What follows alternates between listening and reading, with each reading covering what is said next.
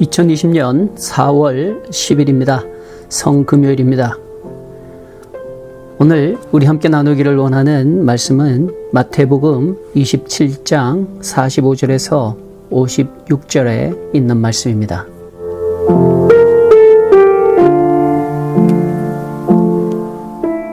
제6시로부터 온 땅에 어둠이 임하여 제9시까지 계속되더니라고 했습니다. 6시라고 하면은 오늘날 시간으로 하면 오전 9시입니다. 그리고 제9시라고 하는 그 시간은 정오를 가리킵니다. 12시를 가리킵니다. 그러니까 예수님께서는 십자가에 못 박히신 후로 이제 3시간 십자가에 달려 계시는 것입니다. 한참 열기가 오르는 정오의 때에 46절의 말씀 보면 제9시쯤 예수께서 크게 소리 질러 이르시되 라고 했습니다. 가장 극심한 고통에 이르게 되는 그러한 때에 예수님께서는 크게 소리 질러셨습니다. 이것은 아마 인생이 가장 고통스러울 때에 그 고통은 뭐에 대한 고통인가 하는 것을 우리들에게 가르쳐주고 있는 그러한 귀한 교훈이 됩니다. 사람들은 건강을 잃어서 고통 가운데 소리 지르고 또 경제적으로 어려워서 고통 가운데 크게 소리 지르고 또 어떤 경우에는 그 관계성 속에서의 당한 그러한 상처로 인해 가지고 크게 소리 지르기도 합니다. 그래서 소리 지르는 사람들마다 지금 내 고통이 세상에서 가장 아픈 그러한 아픔이라고 그렇게 외칠 것입니다. 그러나 예수님께서는 우리들에게 한 가지 일러주고 계십니다. 인생으로서 가장 고통스러운 그때에 예수님께서 소리질러 이르신 그 내용은 엘리 엘리 라마 사박다니라는 것이었습니다. 그 뜻은 46절의 말씀을 보면 이는 곧 나의 하나님 나의 하나님 어찌하여 나를 버리셨나이까 하는 것입니다. 인생의 고통 가운데 가장 고통스러운 것이 무엇인가? 배고픔도 아니고 외로움도 아니고 병드는 것도 아니고 심지어는 죽는 것도 아니라는 것입니다.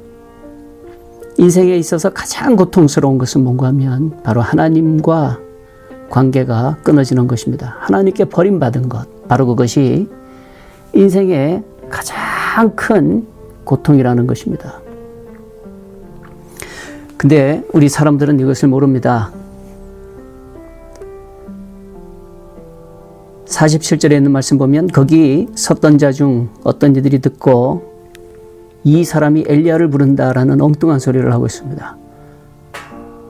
바로 아무것도 모르는 우리 인생의 모습 그대로인 것입니다. 그러나 우리 성도 여러분, 인생이 가장 힘들고 가장 고통스러운 것은 그 이유가 어디에 있는가 하면 하나님과 관계성이 끊어진 것입니다. 죄로 인해서 하나님으로부터 버림받게 된 그것은 가장 큰 고통인 것입니다. 그러나 우리는 한 가지 큰 도전의 말씀을 또 받게 됩니다. 예수님께서 46절에서 엘리 엘리 라마 사박다니라고 하신 바로 그 말씀은 예수님께서 십자가에 달리셨을 때에 7개의 가상칠언이라고 그러죠. 7마디의 말씀을 하셨는데 그 7마디의 말씀 가운데 4번째 하신 말씀이 엘리 엘리 라마 사박다니라고 하는 것입니다. 그리고 난 다음에 5번째 하신 말씀이 내가 목마르다 하신 말씀을 하셨고 그리고 그 다음 말씀이 다 이루었다라는 말씀입니다.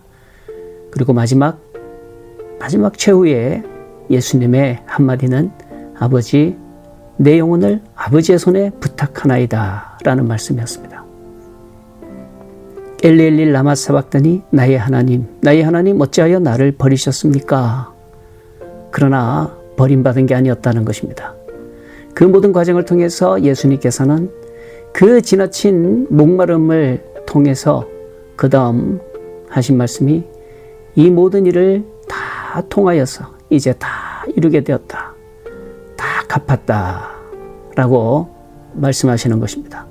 테텔레스타이, 내가 다 갚았다. 내가 모든 것을 대신 다 변제했다. 그리고 마지막 그 말씀은 그 하나님께 버림받은 것이 아니라 오히려 그 하나님은 아버지 하고 부릅니다. 아버지, 내 영혼을 아버지의 손에 부탁하나이다. 그 하나님은 우리를 버리신 하나님이 아니셨던 것입니다.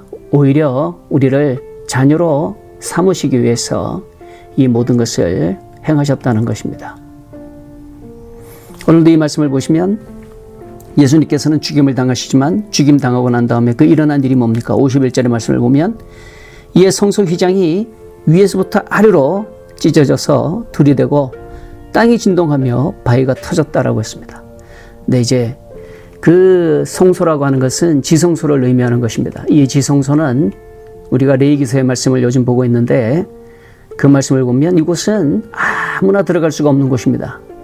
그 해의 대제사장만이 단 한 번 들어갈 수 있는 곳이 바로 지성소입니다. 하나님의 거룩한 임재가 있는 곳, 바로 그곳이죠. 그러나 그 지성소의 휘장이 위로부터 아래로 찢어졌다는 것입니다. 하나님이 찢어진 것입니다. 우리 인생이 아래로부터 위로 찢은 것이 아니라 하나님께서 친히 위에서 아래로 찢어주신 것입니다. 이제는 마음대로 우리는 그 하나님의 임재가 있는 그곳으로 볼 수 있고 들어갈 수 있게 되었다라는 것입니다. 52절의 말씀을 보면 무덤들이 열리고 라고 했습니다. 사람들을 가두는, 죽은 사람들을 모아두는 그 무덤이 다 열립니다. 그리고 자던 성도의 몸이 많이 일어났다라고 했습니다. 모두가 다 일어나는 게 아닙니다. 성도들만이 일어났다라는 것입니다. 성도가 누구입니까? 하교스. 따로 하나님과의 관계성 속에서 따로 구별되어 있는 사람들. 그 원래적인 의미는 뭔가 하면은 정말 존경할 만한이라는 뜻을 가지고 있습니다. 또 존경을 받을 만한 가치가 있는 이라는 뜻을 가지고 있습니다. 하나님과의 관계가 회복되고 이제는 하나님의 그 임재 앞에서 정말로 함께 존경을 받을 만한 가치가 있는 사람들, 이 사람들을 성도라고 하는 것입니다. 하나님에 의해서 하나님의 은혜로 말미암아 구별된 사람들, 정말로 하나님께서 구별하셔서 소중히 다루시는 사람들, 세상의 많은 사람들 가운데 따로따로 구별하고 또 구별해서 하나님께서 선택하신 하나님의 사람들을 가리켜서 성도라고 하는 것입니다. 예수님의 십자가의 대속의 죽음 이후에는 무덤이 열렸습니다. 잠을 자던 성도들의 몸이 일어났습니다. 53절의 말씀을 보면 예수의 부활 후에, 예수님께서 부활하신 후에 그들이 무덤에서 나와서 거룩한 성에 들어가서 많은 사람들에게 보였다라고 했습니다. 네, 바로 이런 소망이 우리들에게 있는 것입니다.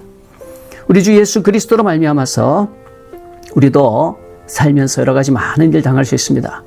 그러나 하나님이 우리를 버리시는 것은 아닙니다. 예수님의 그 고백처럼 마지막에 최후의 절정에 마지막으로 하신 말씀, 아버지, 내 영혼을 아버지의 손에 부탁하나이다. 바로 그 고백처럼 이제 하나님께서 우리들의 아버지가 되셔서 우리들을 지키시고 보호하시는 바로 그 약속이 예수님의 십자가의 대속의 죽음인 것입니다. 죽음을 걸고 죽음을 가지고 약속하신 그 하나님의 그 큰 사랑의 약속을 잊지 않고 꼭 기억할 수 있게 되기를 바랍니다. 주 안에서 복된 하루 되시기 바랍니다.